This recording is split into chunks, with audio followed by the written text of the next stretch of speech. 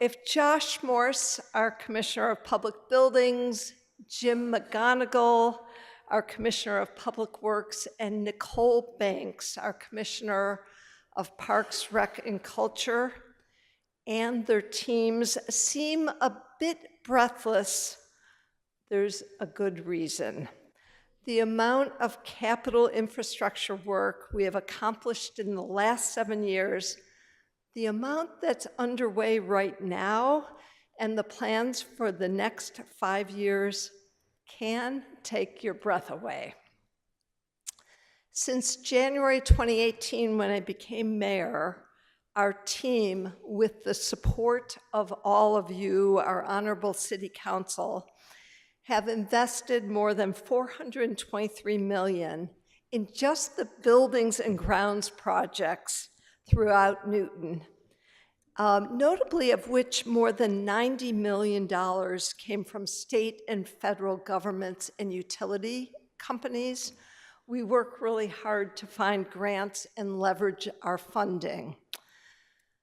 Josh Morse, who knows our buildings inside and out and the dates that they were constructed, he doesn't think it's purely speculative to suggest that we have invested and are investing more in infrastructure over these past 7 years than any 7-year period in the history of Newton.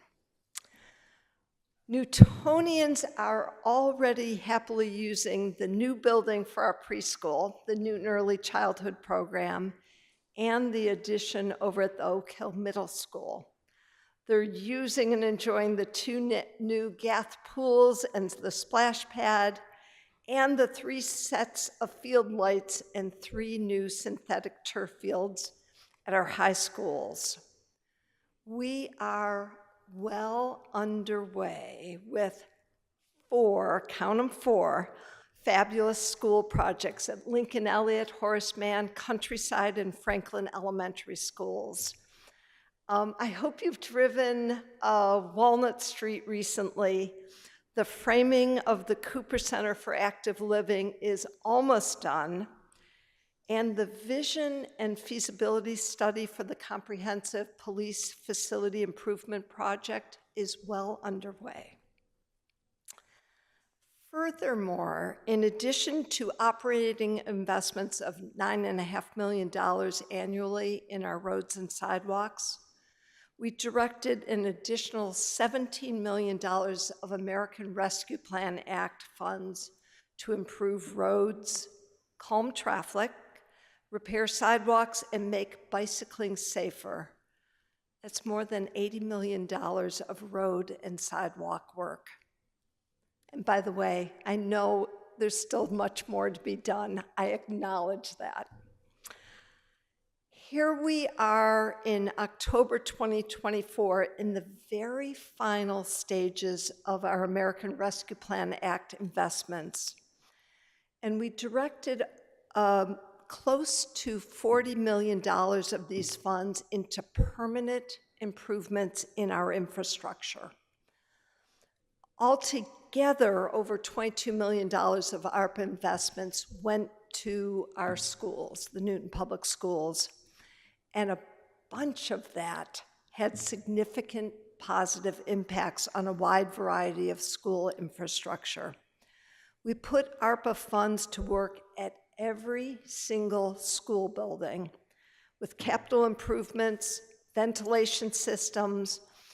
We put technology across all grades, all schools, the athletic fields and the lighting, playgrounds, and a slew of maintenance projects. I mentioned the $17 million in ARPA that went towards roads and sidewalks for condition, safety, and accessibility. We invested more than $5 million in the library's children's room, the Cooper Center, police headquarters, and more. And another $5 million improved our athletic fields, parks, gardens, trails, and courts. So in the coming 5 years, we have a whole array of great investments planned You'll find in the capital improvement plan, which, by the way, city councilors, there's a hard copy for each of you as you walk out. Thank you, Perry and Trevor. You will see in that, in the coming 5 years, things from a Christina Street shared use bridge near the end of Needham Street in Upper Falls, a Spears Garden, community garden in Nonantum, an Oak Hill Park playground improvements in Ward 8, Captain Ryan's Park improvements in West Newton, a new 450-seat auditorium at the Lincoln Elliott School, and this will really be our first true community and school shared performance venue. We've got improvements to the Crystal Lake Beach in Newton Center, a new fire ladder, number 3 for all our safety, and more. Here's an interesting one. Importantly, 30% of the projected capital project spending in the CIP over the next 5 years is actually to improve water, sewer, and stormwater systems. We finish up the water meter replacements, we upgrade the sewer pump stations, we tend to the critical covered water storage facility on Wobbin Hill. This one you got to pay attention to.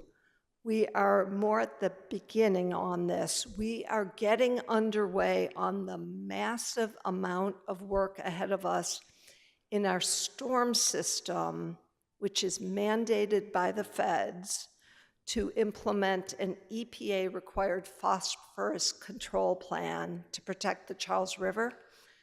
And also related to stormwater, we're doing even more to protect ourselves from flooding. With the help of Maureen Lemieux, our CFO, with Jonathan Yo, our COO, and votes by all of you, the City Council, I've used the city's annual budget and occasionally other funding sources to pay the debt service for the bonding of our capital infrastructure. This includes really big projects, such as the $54.9 million in investments in the new Lincoln Elliott Elementary School. With careful budgeting and planning, we do have the funds available for all our current work and the funded projects in the CIP that you received tonight, all while we are keeping our annual debt service payments just where we want them to be, but in that range of 5 to 5.5% of our annual budget.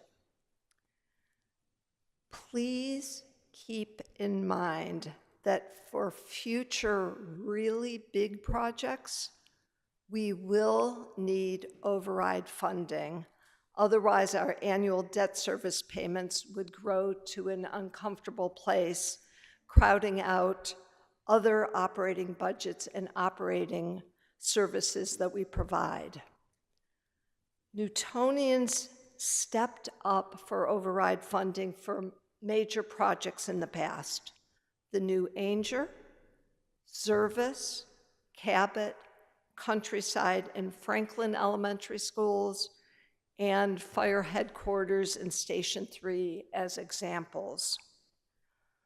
Upcoming projects such as the police headquarters facility renovations and additional elementary schools such as Ward Underwood will also need such funding by Newton voters.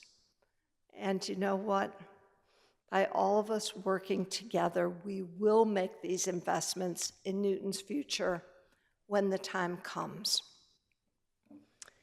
In closing, with Halloween approaching, it's apt to point out that infrastructure is the, wait for it, skeleton, there you go, yeah, upon which all our work is done. Teachers can teach better and students can learn better in up-to-date school buildings. Our climate is better served by energy-efficient buildings that are fossil fuel-free. Residents who are walking, biking, or driving are safer and bounced around far less in well-designed, well-constructed, and well-maintained roads and sidewalks. Athletes of all ages will have their soccer ball go where it's intended if the turf, grass or synthetic, is in good shape, and will have more hours to play with good lighting. Reinvesting in technology lets us do our homework or our city and school work more effectively and efficiently. So this capital improvement plan is all treat, no tricks. Happy Halloween, everybody.